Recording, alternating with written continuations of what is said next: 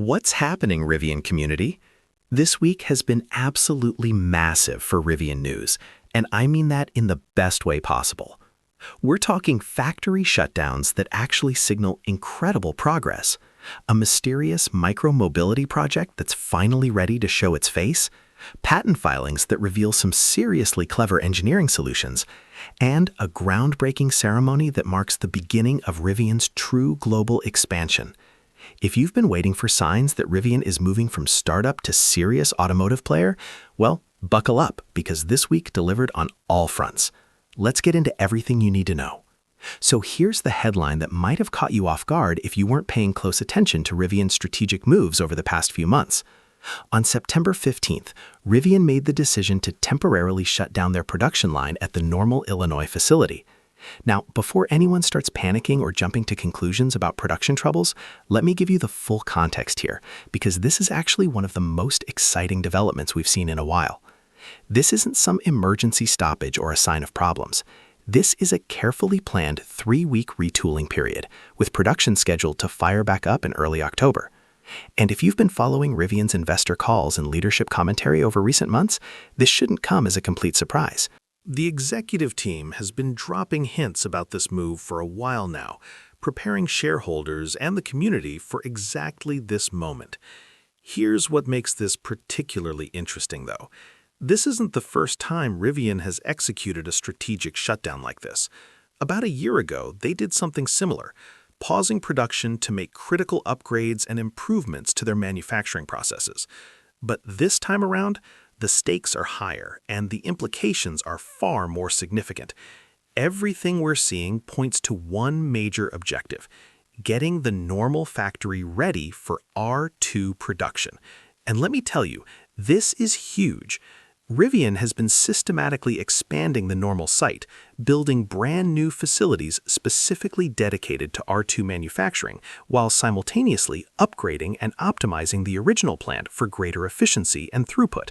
These aren't minor tweaks we're talking about. This is a comprehensive transformation of their production capabilities. What does all of this mean for those of us eagerly waiting for the R2 to hit the market?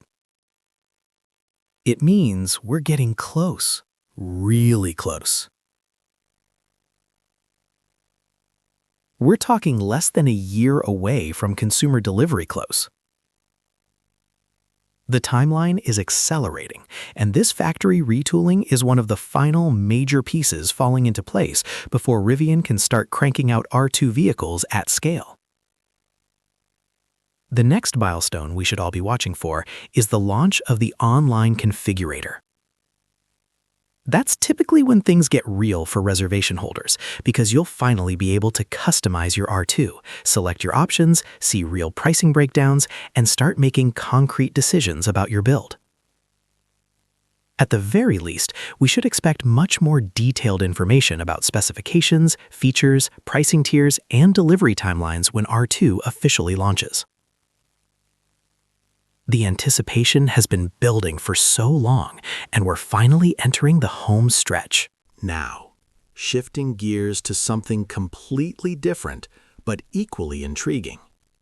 Remember when Rivian announced they were launching a micromobility spin-off company called Also? That announcement generated significant buzz and speculation across the EV community. Everyone started wondering what exactly Rivian had planned for the micromobility space. Would it be e-bikes, scooters, some revolutionary new form of urban transportation? And then, after that initial announcement, things went radio silent.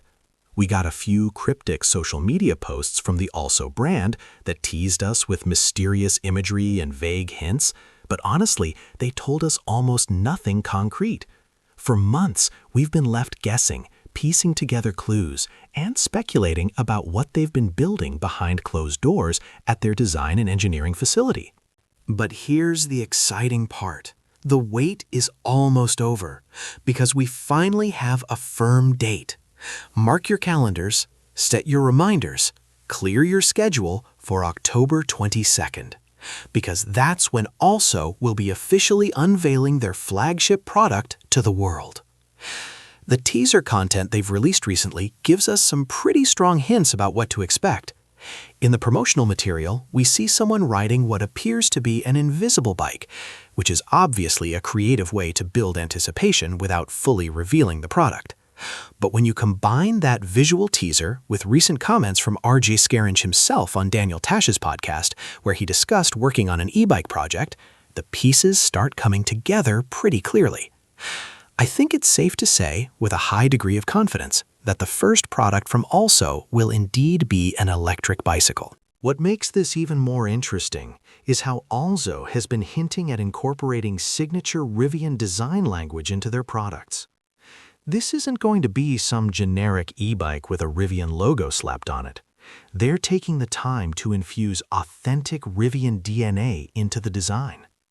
They've even shared behind-the-scenes clips showing their team building a scaled-down version of those iconic stadium headlights that have become such a recognizable part of Rivian's visual identity.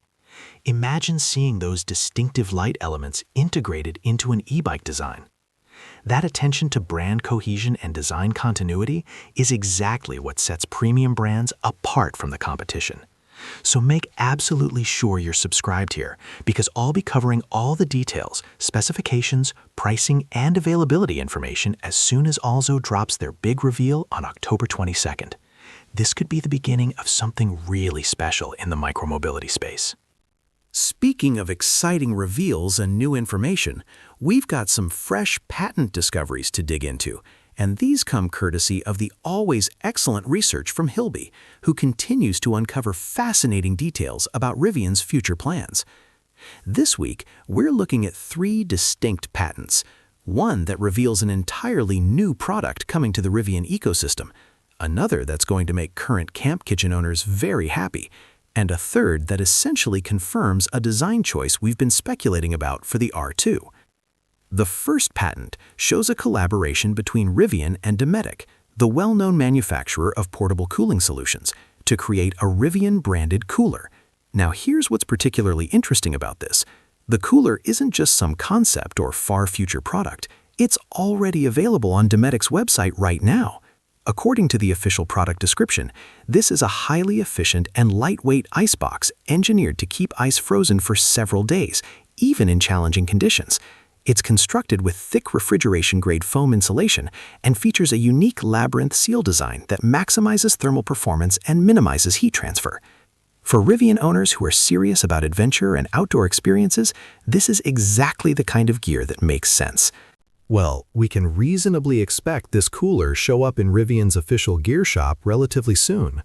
This wouldn't be Rivian's first rodeo when it comes to curated brand collaborations. They've previously partnered with companies like Hest to offer premium sleeping pads and camping gear that align perfectly with the adventure-focused lifestyle Rivian promotes.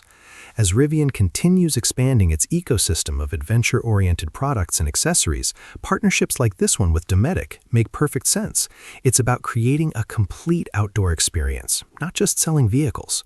The second patent is going to be particularly exciting for anyone who's already invested in Rivian's camp kitchen system. Rivian has been awarded a patent for a collapsible table specifically designed to support and complement the travel kitchen. Based on the patent drawings, this table would be positioned opposite the collapsible sink, bringing the entire setup much closer to what many people originally envisioned when Rivian first announced the camp kitchen concept, but with even greater portability and versatility. Looking at the detailed illustrations in the patent filing, this table appears compact enough to fit not only in the front or the rear cargo area of the R1S, but potentially even in the gear tunnel storage compartment, which would be incredibly convenient for keeping everything organized and accessible. If Rivian actually brings this design to market as a purchasable accessory, it could be the perfect complement to complete the camp kitchen setup. And I'm just going to say it honestly, I would buy this in a heartbeat to finish out my own camp kitchen configuration. The original camp kitchen is already impressive, but adding a dedicated table that integrates seamlessly with the existing components would elevate the entire system to another level. This is the kind of thoughtful accessory design that shows Rivian isn't just thinking about the vehicle itself, but about the entire ownership experience and how people actually use these vehicles in real-world adventure scenarios. The third patent backs up something I've personally been suspecting for quite a while now, specifically where Rivian plans to position the rear wiper on the R2. According to the detailed patent filing, the wiper will be mounted below the rear glass, cleverly tucked into a recessed area that keeps it completely hidden from view when it's not actively in use. This is a much cleaner aesthetic approach compared to traditional exposed rear wipers. But here's where it gets really interesting from a functional engineering standpoint. For those of you living in cold climate regions where snow and ice are regular winter concerns, Rivian is considering integrating a heating element directly into that recessed area. This heated recess would help melt accumulated snow and ice, keeping the wiper mechanism clean, unfrozen, and ready to deploy whenever you need it. Honestly, that's such a thoughtful addition for anyone who regularly drives in winter conditions. There's nothing more frustrating than a frozen wiper blade that won't move when you need rear visibility in a snowstorm. And if you're worried about water accumulation in that recessed area potentially freezing and causing problems, Rivian has thought of that too. The patent describes a small drainage slot that allows water to escape from the recess, preventing it from pooling and freezing solid. Now, personally, I would love to see Rivian bring a similar hidden wiper setup to future R1 model refreshes to maintain that clean, uncluttered rear design aesthetic. The challenge, of course, is whether R1S owners would be willing to trade the current split tailgate design to accommodate an R2-style layout that would allow for this hidden wiper placement. That's a design compromise that would generate plenty of discussion in the community, but it's definitely worth considering for future iterations. And now, for the biggest news of the week. The story that really represents a pivotal moment in Rivian's evolution from promising startup to legitimate automotive manufacturer. Rivian just officially broke ground on their brand new manufacturing facility in Social Circle, Georgia. This isn't some modest expansion project we're talking about. This is a massive, multi-billion-dollar investment that represents Rivian's commitment to scaling production and becoming a major player in the global automotive industry. The economic impact alone is staggering. Rivian is planning to create 7,500 permanent manufacturing jobs by 2030, plus thousands of additional construction jobs during the build-out phases leading up to full production capacity. Here's what makes this particularly exciting from a product standpoint. This Georgia facility is where Rivian's next-generation vehicles will be manufactured. We're talking about the R2 SUV and the R3 crossover, both of which are designed to be more affordable and accessible than the current R1 lineup, opening up Rivian ownership to a much broader customer base.